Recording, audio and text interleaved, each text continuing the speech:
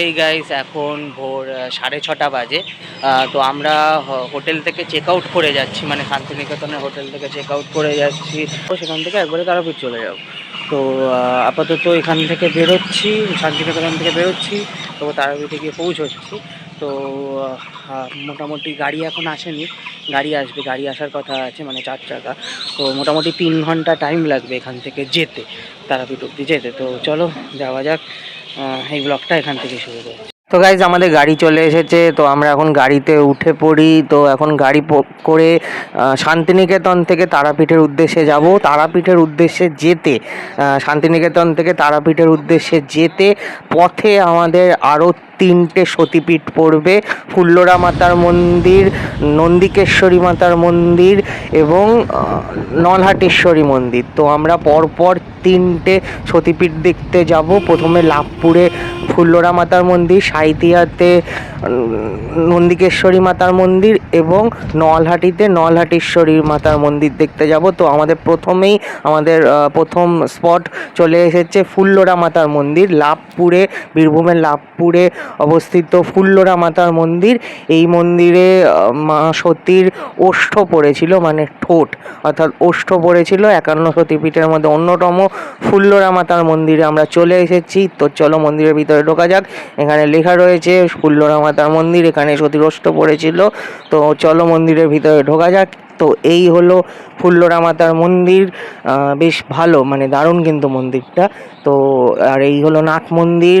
আর এখানেও লেখা রয়েছে দক্ষ যজ্ঞ সম্পর্কে, 51 সতীপীঠ সম্পর্কে, ফুল্লরা মাতার মন্দির সম্পর্কে। আর এই হলো ফুল্লরা মাতার মূর্তি, কুর্মাকৃতি প্রস্তরময় মূর্তি, ফুল্লরা মাতার প্রস্তরময় মূর্তি। আর এখানে পঞ্চমুণ্ডির আসন রয়েছে, এখানে ফুল্লরা দেবীর ধ্যান ও প্রণাম মন্ত্র লেখা রয়েছে। আমি আর মা সবটাই ঘুরে ঘুরে দেখলাম। এবার আমরা চলে এসেছি সাঁইথিয়াতে নন্দিকেশ্বরী মাতার মন্দির। এখানে দেবীর কণ্ঠহার পড়েছিল, নন্দিকেশ্বরী মাতার মন্দির। তো চলো মন্দিরের ভিতরে ঢোকা যাক। তো এই হলো মন্দির, নন্দিকেশ্বরী মাতার মন্দির। যেহেতু আজকে মঙ্গলবার, ওই জন্য বেশ ভালোই ভিড় রয়েছে।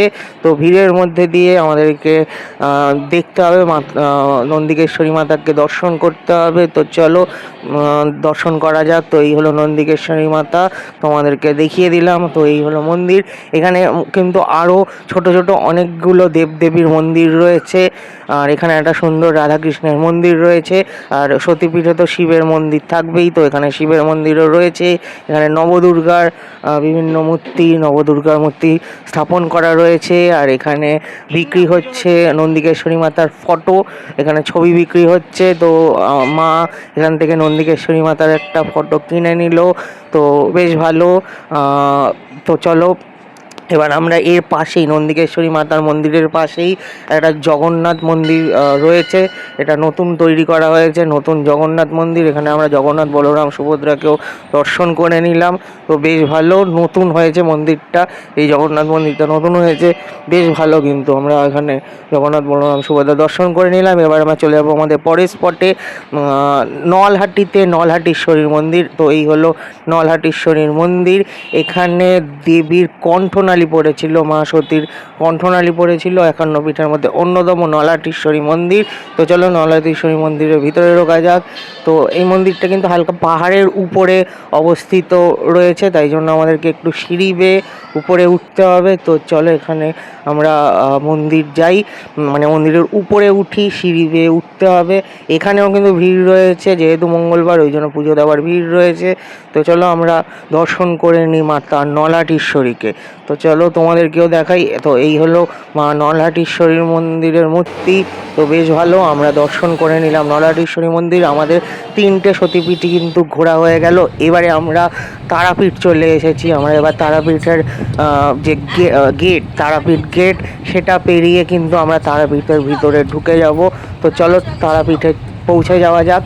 আমরা গাড়ি করে চলে এসেছি তারাপীঠ। এবার তারাপীঠে গিয়ে হোটেল নেব, হোটেলের রুম ট্যুরটাও তোমাদেরকে ঘুরিয়ে দেখিয়ে দিই। আমরা তারাপীঠ চলে এসেছি। আর এই যে তারাপীঠের হোটেল, আমাদের হোটেল রাজ। এখন হোটেলের ভিতরে ঢুকতে হবে, চেক ইন করতে হবে। তো এখন গাড়ি থেকে মালপত্র নামিয়ে আমরা হোটেলের ভিতরে ঢুকবো। হোটেল রাজ, আমরা এখন হোটেলের ভিতরে ঢুকছি। তো আমরা তারাপীঠ চলে এসেছি। তো তারাপীঠে আমরা এই হোটেল রাজে উঠেছি। তো চলো আমাদের রুম ট্যুরটা তোমাদেরকে করিয়ে দিই। আমরা এই হোটেল রাজে 14 নম্বর রুমে রয়েছি। তারাপীঠের হোটেল রাজে 14 নম্বর রুম। এই হলো রুম। তো চলো বাথরুমটাকে দেখিয়ে দিই। এই হলো বাথরুম। আর এই যে বাথরুমে শাওয়ার রয়েছে, এখানে বেসিন রয়েছে, কল রয়েছে, আর এখানে একটা হ্যাঙ্গার রয়েছে। আর এইবার আমরা ঘরটাও তোমাদেরকে দেখিয়ে দিই। আর এখানে সুন্দর টিভির এরকম একটা র্যাক করা রয়েছে। এখানে রিমোট রয়েছে, একটা এসির রিমোট আর টিভির রিমোট রয়েছে। গুড নাইট দিয়েছে, টিভি চলছে।